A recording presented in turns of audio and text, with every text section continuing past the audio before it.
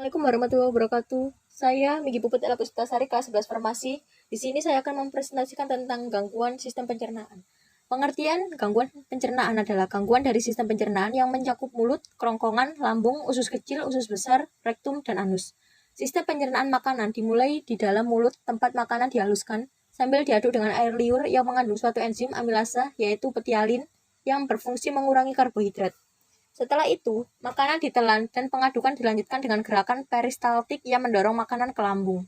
Lambung menyekresikan getah lambung yang terdiri dari asam lambung dan pepsin. Beberapa gangguan pencernaan.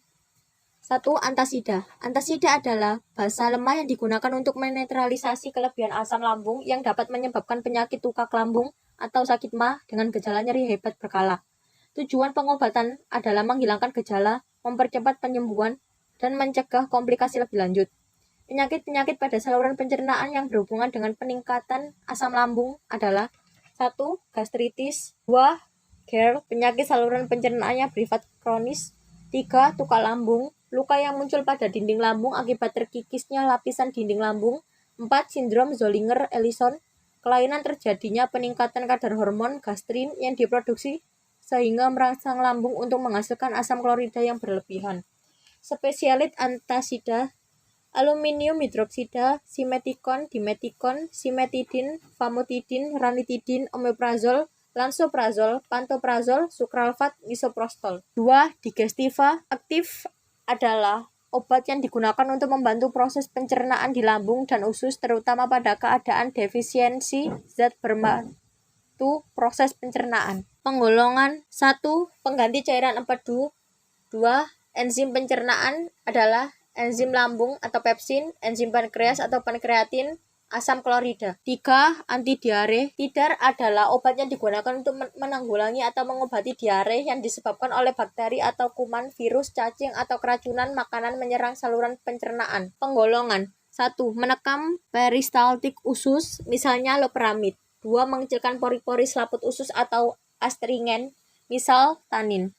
Menyerap toksin yang dihasilkan bakteri atau racun penyebab diare yang lain, misalnya karboadsorben, kaolin, dan atapulgit. 4. Melindungi luka pada selaput lendir usus, misalnya pemberian mucilago. 4. Pencahar atau laksatif. Pencahar atau laksatif adalah zat yang dapat mempercepat gerakan peristaltik usus sehingga mempermudah buang air besar. Penggolongan 1. Zat perangsang dinding usus. Pada dinding usus besar, misalnya glikosida antrakinon.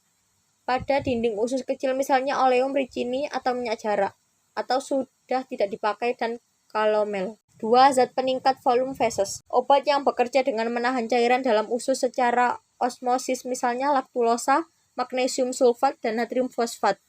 Obat yang dapat mengembang dalam usus misalnya agar, karboksimetil, selulosa, dan tilose. Selar juga dapat digunakan karena tidak dapat dicerna sehingga memperbesar volume feses, misalnya serat pada Aspergillus secam, buah, sayuran. 3. Zat pelicin atau peluna feses. Zat ini dapat mempermudah defekasi atau BAB karena memperlunak feses dan memperlicin jalur defekasi. Misalnya parafin cair, suppositoria dengan gliserin, enema dengan larutan sabun, dan lain-lain. 5. Antispasmodik. Antispasmodik adalah zat atau obat yang digunakan untuk mengurangi atau melawan kejang otot yang sering mengakibatkan nyeri perut atau saluran pencernaan. Obat ini termasuk senyawa antikolinergik, lebih tepatnya antimuskarinik. Meskipun dapat mengurangi spasme usus, penggunaannya dalam sindrom usus pencernaan hanya bermanfaat sebagai pengobatan tambahan. Spesialit obat: hyosin butil bromida, propantelin bromida, mebeferin HCl, ekstrak belladonna, pramiferin HCl, papaverin HCl.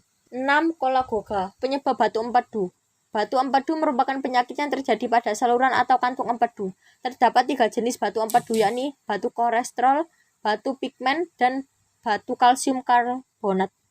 Kolagoga adalah zat atau obat yang digunakan sebagai peluru penghancur batu empedu tapi perannya relatif kecil. 7. Pelindung hati. Obat pelindung hati adalah obat yang digunakan sebagai suplemen untuk melindungi, meringankan, atau menghilangkan gangguan fungsi hati karena bahan kimia, penyakit kuning, atau gangguan dalam penyaringan lemak oleh hati. Sekian dari saya, apabila ada salah kata mohon dimaafkan. Wassalamualaikum warahmatullahi wabarakatuh.